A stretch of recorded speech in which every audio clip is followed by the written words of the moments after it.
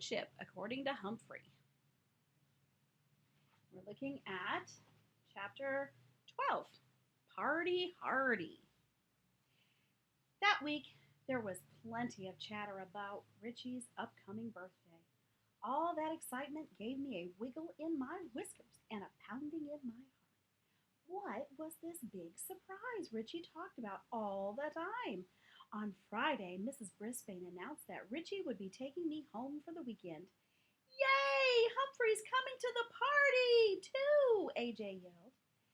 I'd never been to a party outside of room 26 before. Overjoyed, I jumped on my wheel and spun as fast as I could. Boing! Og croaked. Oops, I realized that Og had not been invited to the party.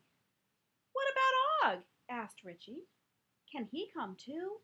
Mrs. Brisbane shook her head. I think you have all you can handle. Besides, I'm taking Og home with me. My husband is working on a surprise for him. Eek! I squeaked. It just slipped out. Mr. Brisbane, whom I hadn't even seen since Christmas, was working on a surprise for the frog. I could feel that green-eyed monster inside me again. I was jealous of a large lump with a ghastly grin, and I wasn't proud of myself. Richie was hopping from one foot to the other like a frog. By the time his mom came to pick us up after school, We're going to party hardy, Humphrey, he shouted. Try to relax, Richie, Mrs. Rinaldi told him as we got in the car. If we're going to have this party, you'll have to calm down. The Rinaldi house was in quite an uproar that night. First of all, there were so many aunts, uncles, grandmas, and grandpas there. I wasn't sure which was which. Everyone was hustling around, moving chairs and putting up decorations in the basement or bustling around the kitchen, cooking. As busy as they were, they all managed to stop and say, Hi, Humphrey, or Isn't he cute? Isn't he a cutie? Uncle Aldo and his wife, Maria, stopped by to help. When Aldo announced that he was starting college again, his relatives slapped him on the back and said, Way to go! They were as happy about it as I was. On Saturday morning, there was even more commotion as Richie's family hurried up and down the stairs, preparing for the party. Aldo and Maria came back to help. Early in the afternoon, Aldo put on a top hat and picked up my cage. Okay, Hump, time for us to party on. He carried my cage downstairs to the basement. What sights I saw there! The ceiling was covered with balloons of every color. Along the walls were brightly colored booths made out of big cardboard boxes. A circle of chairs surrounded a large platform. Happy circus music was playing, and I could smell popcorn and lemonade.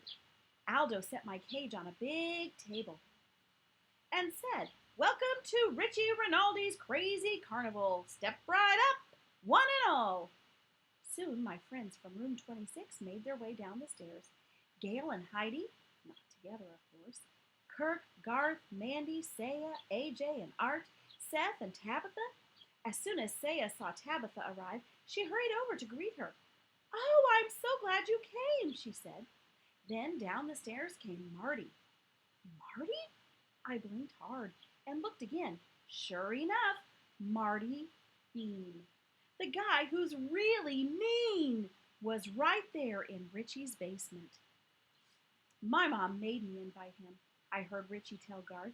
He's in my Sunday school class. There's school on Sunday, too? Gee, you learn something new every day. The kids all put brightly wrapped presents on a table. Most of them said hello to me. Then Aldo said, Step right up and play the most amazing games on earth. Each of the booths along the wall featured a different activity. Richie's dad had a booth where the kids tossed rings at empty soda bottles. If 3 rings landed over the bottles, you got a pink ticket. Cousin Mark's booth featured a game where you threw a small basketball through a hoop. You got a pink ticket for each basket made. In Grandpa Rinaldi's booth, you had to knock little bowling pins down with a ball. If you knocked them all down, you got a pink ticket. Closest to me was Maria's booth. She had a flowered scarf on her head and a big glass ball in front of her. Come here, Madame Maria, tell your fortune, she called to the crowd.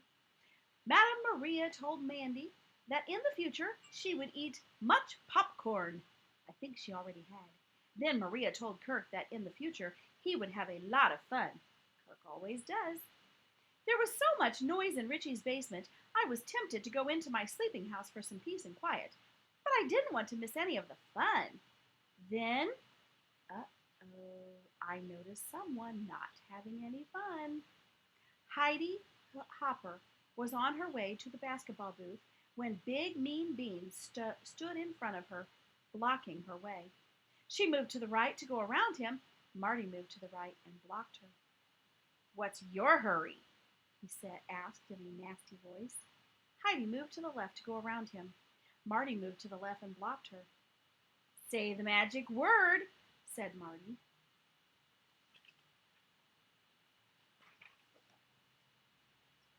Please, Heidi said in a soft voice. Can't you hear? Please, can't hear you. Please. Heidi spoke much louder now. Marty sneered. That's not the magic word. Guess again. Once more, Heidi tried to go around him and he stopped her. She was almost in tears. This was unsqueakable behavior. Let her go! I yelled, not that anyone could hear a small hamster over all the hubbub. Suddenly, Gail appeared out of nowhere. Stop it, Marty, she said, and she pushed him out of the way. She grabbed Heidi's hand and pulled her toward the fortune-telling booth. Come on, Heidi. Marty stood there with his mouth wide open. I could hardly believe what I'd seen myself. First of all, I thought Gail was mad at Heidi. Second of all, no younger kid had ever dared push Marty before, especially not a girl. Gail's a lot stronger than she looks. Yoo-hoo, ladies! Fortune told! Let Madame Maria tell you what your future will bring. Heidi and Gail looked at one another. Step this way, Maria called to them. The two girls scurried over to her booth and sat down as Maria stared into the glass ball. You will be best friends forever, Maria predicted. Hooray! Heidi and Gail looked happy with their fortunes. As they walked away, I heard Gail say, I'm sorry I said you were a cheater. I was wrong. I'm sorry I called you a crybaby, said Heidi. They didn't seem to know what else to say until Mandy raced up and asked if they had tried the ring toss yet. The three of them hurried off to the booth. Those old gold friends, Heidi and Gail, were back together at last. Meanwhile, Marty seemed puzzled by the whole incident. He stood motionless, watching the other partygoers pairing off, and having fun together. I guess Aldo was watching, because he marched over to him and said, If you need something to do, I could use some help giving out prizes. Marty didn't answer. Or would you rather be with your friends? You do have friends, don't you, Marty? Marty stood like a statue, staring at Aldo. You know, Marty, if you stop pushing everybody around, people might start liking you. So why don't you come over and do something nice, like handing out prizes? Aldo didn't wait for an answer. He put his hand on Marty's shoulder and marched him to the prize booth. Meanwhile, Richie and Seth cheered on Tabitha as she got 3 baskets in a row. Smiley the bear was nowhere in sight. After Miranda and Saya had each earned a handful of pink tickets, they headed for the prize booth. But when they saw Marty there, they stopped in their tracks. I'm not going over there if he's there, said Miranda. He'd probably steal my tickets. AJ and Art were already at the prize booth. Trying to choose from the assortment of little prizes. Paddles with balls attached and funny cardboard glasses with eyeballs painted on them. Aldo and Marty stood behind the prize table. Hurry up and take something, Marty said in a gruff voice. Oh, I need to say it that way. Hurry up and take something, Marty said in a gruff voice. He tried to stuff the glasses in AJ's hand. Move it along. Aldo nudged Marty. Give them a chance to decide what they want, Marty, he suggested. How about a train whistle, he asked, holding up a big wooden whistle in the shape of a train. Maybe, said AJ. Paddleball is always good, said Art. I'll take that. Good choice, Marty mumbled. I'll take the whistle, AJ decided. Thanks. You're welcome. It sounded strange to hear mean Martin Bean say those words. Kirk rushed to the prize booth with a handful of tickets. Well, if it isn't Kirk the Marty stopped himself before he finished. Kirk the basketball king, said Aldo. Pick a prize. Kirk had enough tickets to get a flower with a bulb attached that could squirt water. Good choice, Marty said. His voice sounded different. I guess he wasn't used to saying nice things. At last, Saya and Miranda, who had been watching Marty, finally came forward, clutching their prize tickets. Ladies, come get your prize, said Aldo. Marty will help you. He likes to help. Right, Marty? Here are some keychains, Marty told the girls as they nervously stepped forward. Or maybe you'd like this tic-tac-toe game? Miranda and Saya were obviously surprised Marty was acting like a human being is supposed to act, but they handed over their tickets. Thanks, Marty, said Miranda, taking the keychain. Aldo grinned. So did Marty. Everybody was having such a good time. I was tempted to open the lock that didn't lock and join the fun. While I was thinking it over, Aldo blew a whistle and asked everyone to come to the center ring for the big show. As I watched my classmates rush for their chairs, I realized that I had an excellent hamster's eye view of the center of the ring. There was no need to plan an escape after all. Once everyone settled down, Aldo took center stage and waved his top hat dramatically. Ladies and gentlemen, get ready to be dazzled by the one, the only, the amazing Magic Mitch. Amazing Magic Mitch turned out to be a tall, skinny man, also wearing a top hat. His long blonde hair touched his shoulders. He had on an oversized black jacket with a red and white striped t-shirt and wore huge red-rimmed glasses. Aldo applauded, and the rest of the audience joined in. Magic Mitch carried a table in one hand and a suitcase in the other. He put the suitcase on the table and pulled out a large black wand. Now I understood. Amazing Magic Mitch was a magician. I'd heard about magic shows, but I'd never seen one before. My whiskers started to quiver as the act began. He talked the whole time he performed his act. Talk, talk, talk. First, he started out with a card trick. He brought AJ out of the audience and asked him to pick a card, memorize it, and return it to the deck. The magician mixed up the cards and asked AJ to pick another card. The card AJ selected this time happened to be the exact card he had picked the first time. Think it's a trick deck? Asked the magician. Yes, AJ answered. So Magic Mitch called Tabitha out of the audience. He asked her and AJ to check the deck of cards to see that everything was normal. It was. Then Tabitha had to pick a card and memorize it. Mitch shuffled the cards all around again. When Tabitha picked another card from the deck, you won't believe it. It was the exact same card she picked before. Everyone applauded except me. This guy seemed a little too crafty for me. I decided to keep a close eye on him. Magic Mitch asked if he could borrow a coin from somebody. Marty volunteered with a quarter he had in his pocket. Imagine, a grown-up taking a coin from a kid. Mitch rolled the coin up into a handkerchief, and it disappeared completely right before our eyes. He shook out the handkerchief, but the quarter was gone. Marty gasped. Somebody should have warned Magic Mitch not to make Mean Bean mad. The magician leaned over and asked, "What's that in your ear?" He reached out to touch Marty's ear and produced a quarter, the same one Marty had given him. Now I ask you, how can a coin disappear into thin air and then turn up in somebody's ear? That guy was cheating. Next, Magic Mitch had the nerve to ask if the birthday boy had gotten any paper money for his birthday. Richie came up and gave the magician a brand new dollar bill. You won't believe what Magic Mitch did with that dollar bill. He folded it all up, took out a pair of scissors, and cut it into small pieces. That's the rudest thing I've ever seen. Even Og wouldn't do something like that. Richie's eyes were practically popping out of his head as Magic Mitch took the pieces of the dollar, put them in his fist, and waved a magic wand. Nothing happened. I forgot to say the magic words, he exclaimed. Eeny, meeny, miny, mo, you will see the money grow. This time, when he opened his hand, the dollar bill was back, all in one piece again. Thank goodness, or I think Richie would have been pretty angry.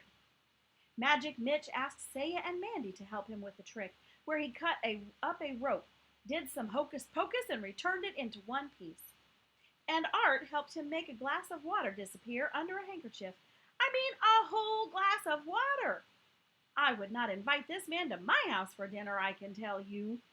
Everybody seemed to like the show, though. They gasped and clapped at everything he did. Finally, he announced the big moment. Ladies and gentlemen, at this point in the show, I usually make a rabbit appear out of my hat, but today my rabbit is on strike. So I'm going to borrow your class hamster for this amazing trick. It took me a few seconds to realize that the class hamster was, gulp, me. Richie came over to my cage and gently picked me up, cupping me in his hands. Don't be scared, Humphrey. It's only a trick, he whispered. I knew that, but I didn't want to be cut up into pieces or disappear into thin air. No wonder the rabbit went on strike. Since Humphrey is already here, I can pull him out of my hat. So instead, I can't pull him out of my hat. So instead, I will make him disappear into my hat. Magic Mitch first held his hat upside down and let anyone who wanted to come up and inspect it. Everybody agreed it appeared to be just an ordinary hat. Mitch took me from Richie and put me in the hat. It was dark, dark, dark inside, I have to admit. I don't like dark places. As he dropped me down, he pulled something with his finger, and I dropped into a secret compartment in the top of the hat. A false bottom came out over my head. I was trapped in a dark, scary place. I could hear Magic Mitch's muffled voice saying, Abracadabra, Humphrey dear, I will make you disappear. Whoa! The magician turned the hat all the way over. Now I was lying on my back, feeling a little seasick. Humphrey, where are you? Magic Mitch called out. He shook the hat to show that it was empty, except it wasn't. Oh! I squeaked weakly as I bounced up and down, trapped in this stuffy cave.